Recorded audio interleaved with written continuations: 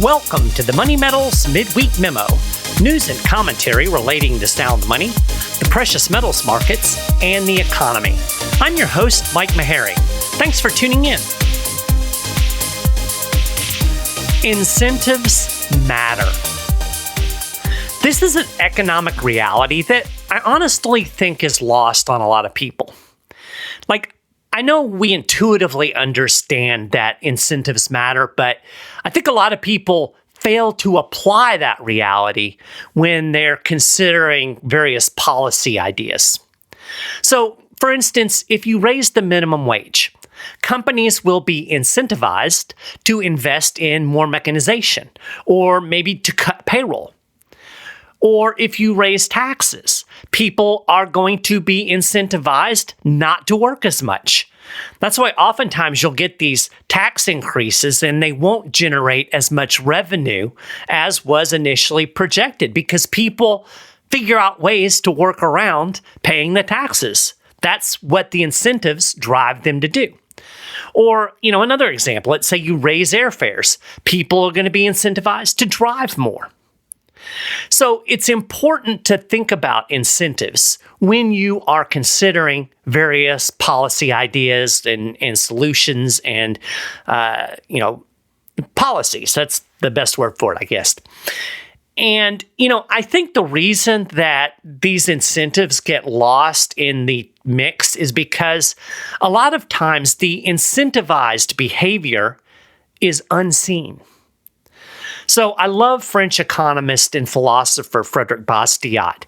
And if you are interested in getting a crash course, a kind of a primer in free market economics, get some of Bastiat's essays. And he summed it up perfectly in an essay that is called The Seen and Unseen. And he says, in the sphere of economics, an action, a habit, an institution, or a law engenders not just one effect, but a series of effects. Of these effects, only the first is immediate. It is revealed simultaneously with its cause. It is seen. The others merely occur successively. They are not seen. We are lucky if we foresee them. Then he says the entire difference between a bad and a good economist is apparent here. A bad one relies on the visible effect, while the good one takes account both of the effect one can see and of those one must foresee. So let's be honest. There are a lot of bad economists out there because they take no consideration at all of the unseen. So think about the minimum wage example that I've already mentioned. We see people making more money, right? You raise the minimum wage. People that have minimum wage jobs, they make more money, and that's good. What we don't see and what we must foresee is the people who never get hired because they're out there, but it's not obvious, right? That is the part of the equation that needs to be taken into account when contemplating wage floors. If you don't ever think about the unseen, if you don't consider the incentives, you're going to end up with bad policies that aren't doing nearly the good that they are advertised to be doing. So as we head into the second iteration of the Trump era, I hope people will keep the unseen in mind as we contemplate some of the new policies that are going to be on the table. Because inevitably, when you have a change of administration like this, there are going to be a lot of shifts in policy. And some of those are going to be good, but some of those are going to have unseen consequences that we need to consider before we get really gung-ho about their impact or how great they will or will not be. So we're just a couple of days into the new administration, and Inauguration Day, that was certainly a whirlwind, wasn't it? I mean, I think Trump signed somebody said that there were 100 executive orders, which is pretty crazy. But anyway, I'm not going to get into the politics because this isn't that kind of show, right? We talk about the economy, we talk about economic policy here, And I don't want to get into, the politics of a presidency. But I'm going to go out on a limb here and guess that the majority of my audience is probably feeling pretty positive about a Trump presidency, especially when you contrast that with the Biden presidency. And I think a lot of people are feeling pretty good about the trajectory of the economy moving forward. And the markets certainly seem to be reflecting that. And that's fair if you're a free market kind of person. I think it's very reasonable to expect some easing of regulations. I mean, we saw that deregulation impulse in Trump's first term, and we've already seen it with some of the executive orders. For instance, he signed some that are meant to open up more oil drilling. So that's just one example. And we've seen some early signs of fiscal reform, which I think is good news for the economy with a federal hiring freeze, because I think so often the growing and massive government is sucking up resources that would benefit the private sector if they were allowed to stay there. So these are good signs moving forward. But I do want to offer a bit of caution. And that's simply the fact that there are a lot of things that are out of a president's control. And you need to keep that in mind as an investor. For one thing, no matter how much Trump would like to cut government spending, make the government smaller, and he certainly said the right things when it comes to shrinking governments. It's easier said than done, right? First off, he needs the cooperation of Congress. Now, the fact that we have Republican control of both chambers, that's good, but Congress is always a wild card. And I guarantee you, somebody is going to figure out a way to throw up roadblocks and be obstructionist. That's just the nature of the beast, right? And then there are just political considerations, right? Talking about spending cuts in the abstract, that's easy. It's kind of popular even, we're going to cut down government, cut spending. Everybody's like, yay. But when you start talking about cutting specific programs, well, that's hard. I mean, think about it. If you're a member of Congress, do you really want to go back to your district and tell your constituents, yeah, I voted to slash this popular program? Nobody wants to do that. They want to cut spending, but they want to cut other people's spending. And, some of the things that really need to be cut in order to actually make a dent in the massive government spending we have right now aren't likely to be touched. And we have a massive government spending problem. Trump is inheriting a federal government that is blowing through well over $500 billion every single month. We've seen many months over the last year where spending has been above $600 billion just in one single month. But cutting that is not going to be easy, right? And I'll just give a couple of examples. For one thing, defense spending. That's a big chunk of the budget, right? Do you really think that Republicans are going to slash the Pentagon budget, especially given all of the geopolitical tensions out there? Yeah, I don't either. And I mean, you can certainly make the argument that this isn't the time to cut defense spending. But remember, I said $600 trillion a month. You got to cut it from somewhere, right? And as I mentioned before on the show, discretionary spending, the things that they can easily go and cut, the Agriculture Department or the FBI or the FDA, that only makes up about 26% of the overall federal outlays. To really get to the heart of the spending problem, you've got to deal with the entitlements, Social Security and Medicaid. But that's the third rail of politics, right? And if you don't get that imagery, touching the third rail on a train track will get you electrocuted. So Congress may tinker around the edges, but anything that they do to quote-unquote reform entitlements is more likely to just kick the can down the road than it is to actually produce true reforms. We have a trajectory in the national debt, in deficit spending that is ever upward. And every single president, going all the way back to like Calvin Coolidge, has left the White House having increased the debt more than the administration before. So here's another thing that the president can't control, and that's the trajectory of interest rate, monetary policy. The Fed is going to do its thing. Now, I'm not so naive as to think the Fed is above the political fray, right? They do feel political pressure. I do think the central bank does things to assist the federal government. I do think that they look at the borrowing and spending and they recognize the fact that, hey, we've got to keep interest rates low in order to facilitate this. I do think that's part of the calculus, even though they tell you it's not. But Powell and company are concerned first and foremost with economic stuff. And I've talked extensively on the show about how the Fed is in a catch-22. It's stuck between a rock and a hard place. And if you really want to get nitty-gritty about that, go back and listen to last week's show. I really laid it out, the problem that is facing the Federal Reserve. They need to simultaneously raise and lower interest rates, right? But if they raise interest rates, that's going to cause a set of problems. And if they lower interest rates, that's going to cause a set of problems. So good luck with that, right? And Trump has no control here. It is what it is.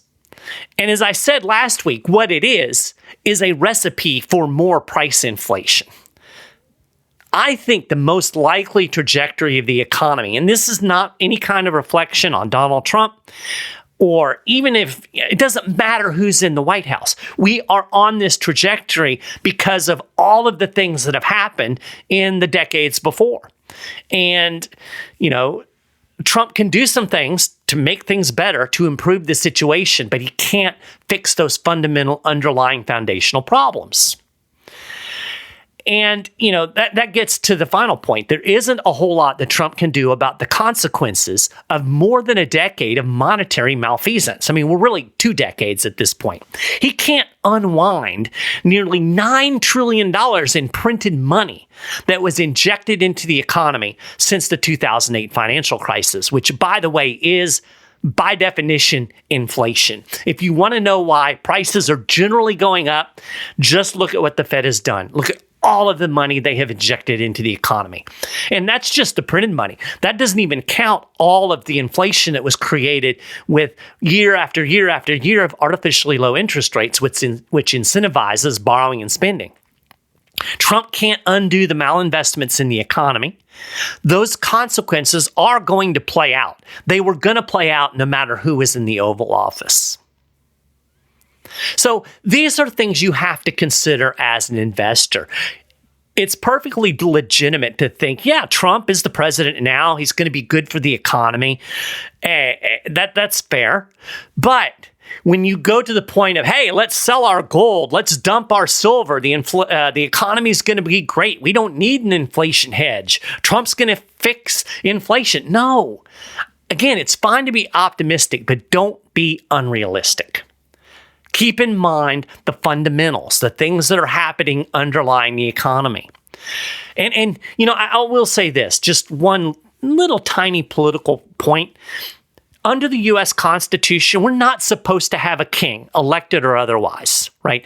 Really, the body that's supposed to be making laws and directing policy is Congress. The president's job is to implement that policy. And I think it's a little bit disturbing that we now basically have an elected king. And again, I'm not saying this as a reflection on Trump. I mean, it doesn't matter who's in the White House. They shouldn't have the power that they do.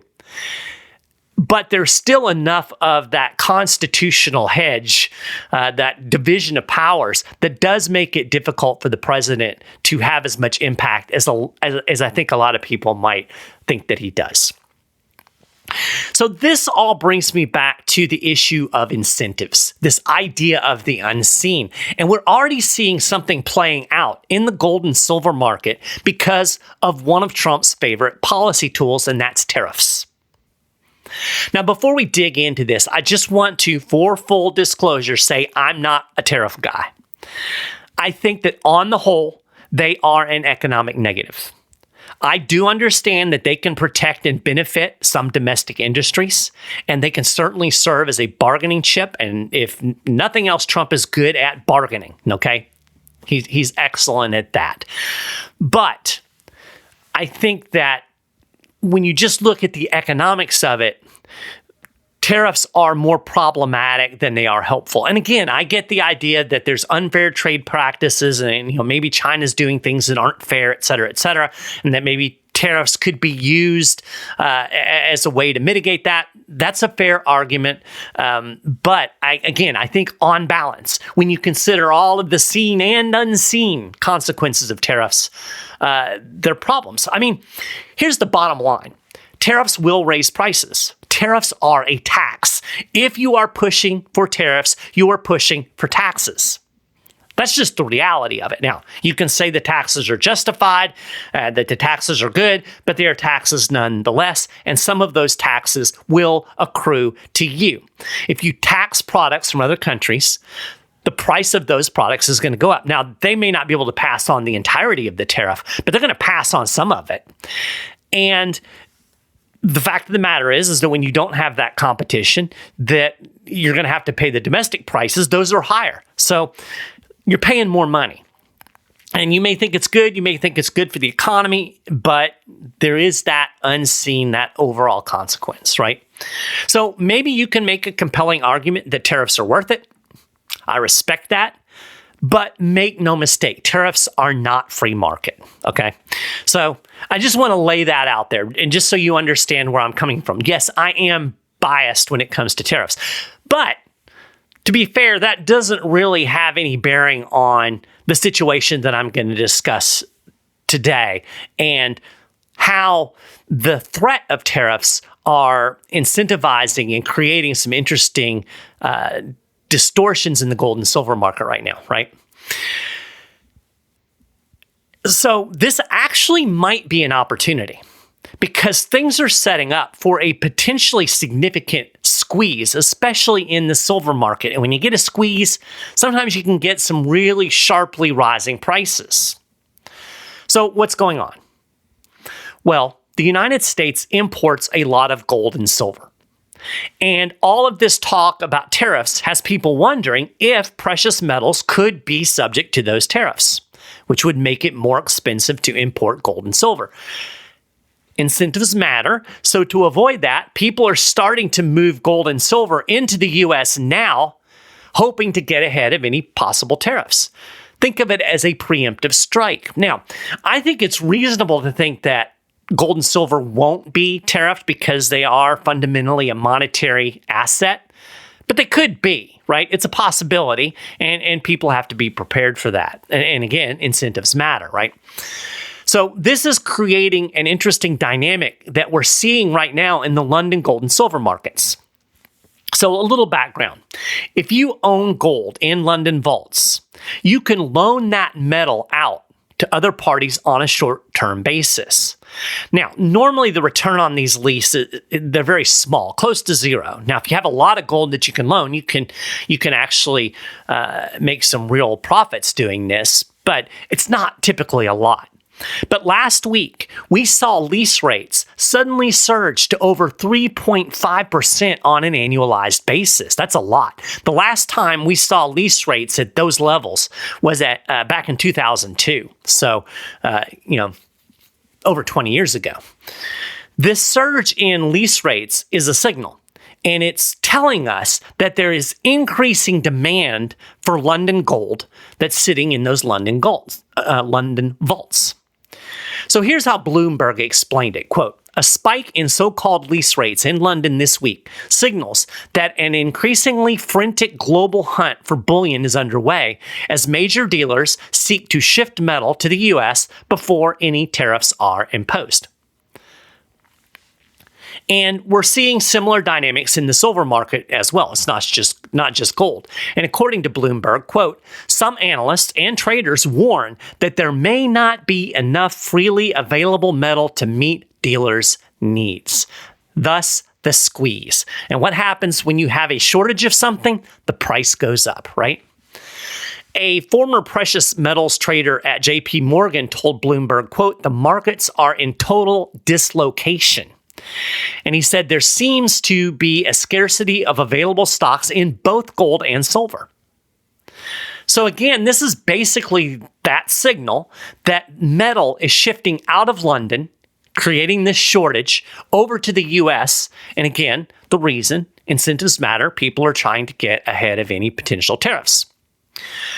So here's kind of the nuts and bolts of what's going on. And I don't want to get too into the weeds and too technical on this podcast, but you need a little background to kind of understand what's going on. So with these tariff worries, right, the prices of gold and silver traded on the New York futures market have surged above other global markets. And it makes sense if you think about it. A futures price is basically projecting what is the price of gold going to be, at a future time. So if you're thinking, well, there might be tariffs, then you're going to raise that future price to kind of offset that potential, right? So it's basically the futures market doing what they're supposed to do. They're supposed to anticipate what's going on in the futures. So when you have this price discrepancy, it's incentivizing the movement of metal into the United States. And we actually talked about this last week in an article that was published over at moneymetals.com/news, and I will link to that in the show notes page. But traders are buying metal in London, and then they're simultaneously selling in the New York futures market. So you have the physical bullion market and you have the futures market. They're kind of two different things. Futures are promises to deliver metal at a future date at a given price. So it's kind of projecting what the price is going to be in the future. You buy the futures contract and you hope that any kind of discrepancy in that will make you money, right? You're kind of gambling on the future price of gold and silver. So when you do this, you can pocket a tidy profit. So they're selling or they're buying the metal in London and they're selling on the New York futures market.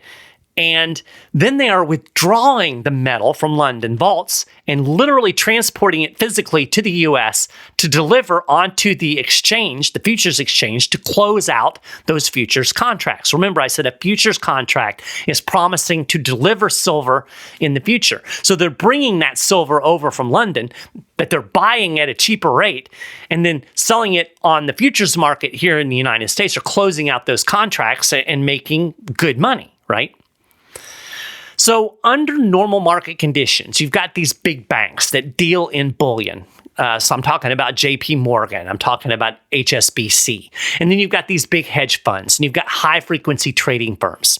And they typically balance the prices between New York and London, right? So for instance, if a price rises on the New York COMEX, traders will sell those futures contracts and buy lower priced London futures, earning a small profit.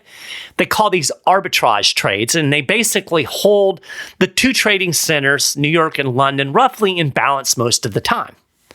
But as Bloomberg explained, if the spreads keep rising, in other words, if the price difference gets bigger and bigger, investors can incur heavy losses as they seek to unwind their positions, and their efforts to buy their New York futures contracts back, they have to buy them back, they risk sending prices spiraling even higher. So you can kind of see how this can turn into a kind of an upward spiraling cycle, right? Feedback loop, I guess, is a good word for it. Meanwhile, big banks can get out of arbitrage trades by physically moving metal between the trading hubs. Now, little guys can't do this, but a big bank can afford to ship metal overseas. So that appears to be what's happening today. Now, this kind of dislocation isn't unprecedented. The last time we saw this kind of market displacement was in the early days of the pandemic. But it generally happens when, there are crazy things happening in the economy or out there in the world. So Citigroup head of commodities research, a guy named Max Layton, he explained it this way to Bloomberg. If you're a trader, and you can find someone who's willing to sell you outside the U.S. at a discount to the U.S. price, and then ship it to the U.S. on an airplane and sell it for $40 more, well, you're going to do that, especially when you're talking about large volumes of metal, right? So, of course, right now, there is a scramble because there is this discrepancy in the price in the two markets. So the problem here is pretty obvious, right? As gold moves out of London into New York, at some point, the gold and silver holdings across the pond are going to be depleted. And that creates the squeeze. And that was explained in the article that I'll link to that was published last week. And I'm going to quote a little part of that to kind of give you that the context. This dynamic is having the effect of draining London vaults of gold and silver at an unusually fast rate. And at some point, these lower levels of vaulted metal in London could create price dislocations in that major market too. Those who have short positions in the New York market are in the process of getting squeezed, especially if they are having trouble getting their hands on physical metal to deliver into their short positions or get it into the right form. So this kind of squeeze is actually likely to show up in the silver market first because it's a smaller size, right? The gold market is much bigger. There's more volume. There's more trading. So you'll see a squeeze like this impact the silver market more rapidly and before the gold market. And as Bloomberg pointed out, we're starting to see the dynamics lining up for a silver squeeze that could cause prices to spike. So what I'm getting at here is there might be an opportunity if you're holding silver. TD Securities senior strategist Daniel Ghali told Bloomberg that the threat of tariffs is already, quote, accelerating the timeline to depletion of the free-floating silver stock in London. And he projects that there could be a significant supply crunch sometime this year, despite a slowdown in demand growth for silver. Now, keep in mind that Ghali's projection of a slowing demand growth in the silver market is coming off record industrial demand. And we've already seen market deficits in the silver market for 4 straight years. In other words, supplies are a little bit tight in the silver market already. We've got a lot of demand because of the solar energy sector. We've got a lot of demand in industry. In fact, based on projections, industrial silver demand is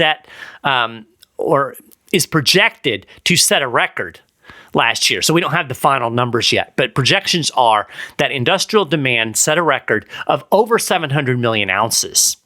So the combination of this surging demand and the modest increase in supply, because mine output is next to nothing in terms of growth. In fact, mine output in the silver market actually peaked back in 2016. I'll post another article on the show notes. It'll give you a bit of an overview of where silver comes from and how that mining supply gets into the system. But the bottom line is, with this heavy demand and tepid supply, we're looking at a projected physical deficit last year at 182 million ounces. It will be the 4th consecutive market deficit year. So the Silver Institute says that this market deficit is elevated by historic standards. And, people ask, well, if there is a market shortage, right? If you're telling me, well, there's more silver being used than is being dug out of the ground or produced through recycling, where are they getting that silver? Well, they're getting it from the London vaults, the New York vaults, right?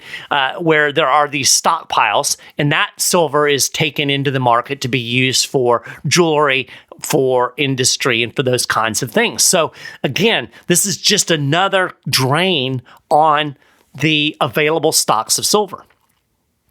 So what I'm getting at here is that even if demand slows somewhat this year, we're still looking at significant silver offtake. We're still looking at a market deficit. So when Ghali talks about this slowdown in demand, it's slowing down off of something that is already really, really high. So it's like if you're speeding down the interstate at 150 miles an hour and you slow down to 100, right? You're still speeding. That's kind of what I'm getting at here. So since mid-December, so just about a month ago, COMEX silver stocks have increased by more than 22 million ounces. So where is that coming from? Well, it's come out of London. And those stocks are reaching critically low levels. adding to the problem, again, I mentioned this already, tepid mine output over the last 4 years has pressured above ground silver stocks, right? And keep in mind that all of the silver that's in London isn't available to be shipped overseas, right? Some of it is tied to ETFs. Some of it is committed to over-the-counter trading. So based on number crunching by Bloomberg, there's only about 50 million ounces of silver as of the end of December before withdrawals of readily available silver dip below the average trading volume. So this is a squeeze in the making, right? And again, this is all being incentivized because of worries about tariffs. So the big economic lesson here, again, incentives matter, but in this case, the incentives potentially are creating an opportunity if you own silver and also gold, because we're seeing a similar squeeze, although not yet to the same extent in the gold market. So Ghali called this a, quote, critically low cushion. And he said it creates a compelling setup for, quote, explosive price peaks to unlock inventories from unconventional sources.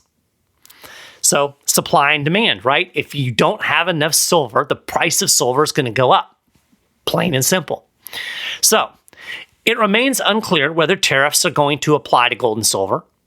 And I've seen a good bit of reasonable speculation that they won't, but there's that uncertainty there, and the uncertainty is causing this market dynamic. And it's definitely a market dynamic to keep your eyes on because, again, it could result in some significant moves up in the price of gold and especially silver. So, if you're holding on to silver that you bought a few years ago when it was down in the 20s or even in the teens, this might not be the time to sell. You might want to hold on to it. And by the way, Money Metals Director Clint Seigner explained this is a buyer's market for gold and silver right now. This is a good time to buy metal. And I'll link to that article in the show notes as well. For the most part, it's been a seller's market for precious metals over the last 5 years. But we've seen a complete flip over the last few months, really since the election, right? There's been a lot of selling in the gold and silver markets, in the physical market, like the retail market. For us at Money Metals, we're seeing a lot of people selling their metal back, pocketing the profits. Makes sense. You've got gold at near record high levels. We had a year where we saw multiple records set. People are cashing in on that. And again, as I've already mentioned, I think a lot of your traditional gold and silver investors are optimistic about the Trump presidency. They tend to lean conservative in their politics. And people who aren't outright selling, they really aren't buying either.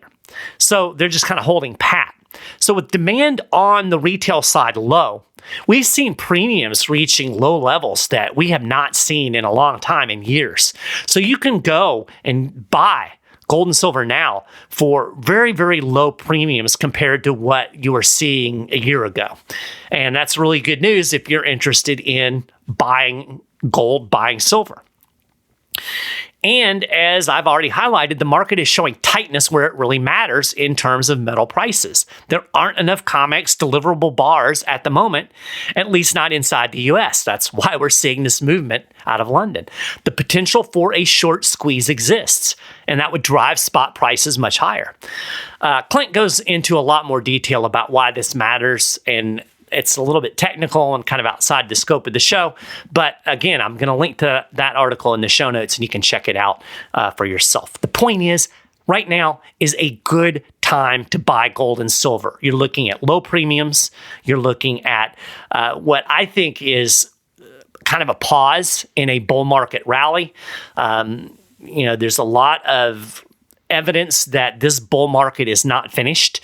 I think it's interesting to look at the dynamics. We've had a strong dollar. We've had high yields. These are typically headwinds for gold, and yet we've saw gold move back above $2,700 an ounce over the last couple of weeks. So despite what would normally be considered headwinds, we've seen some good, strong pricing in the gold and silver market. And, we haven't even really seen the potential, some of the things play out that potentially could play out in terms of a big upside to inflation or some type of economic crisis due to, again, the monetary malfeasance. So a great time to buy.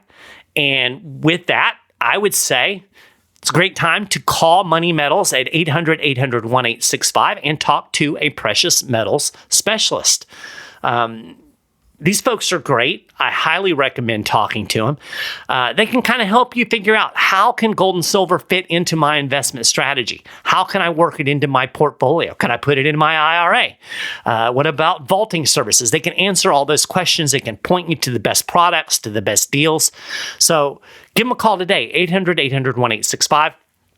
If you don't want to talk on the phone, I get it. You can chat with a Money Metals, special metals specialist online. Just go to moneymetals.com and you'll find a place where you can chat with them right there online. Or, if you're savvy, you know what you want. You want some Canadian Maple Leafs, or you want some American Eagles, you want a certain kind of bar. You can just find them and you can purchase them right online.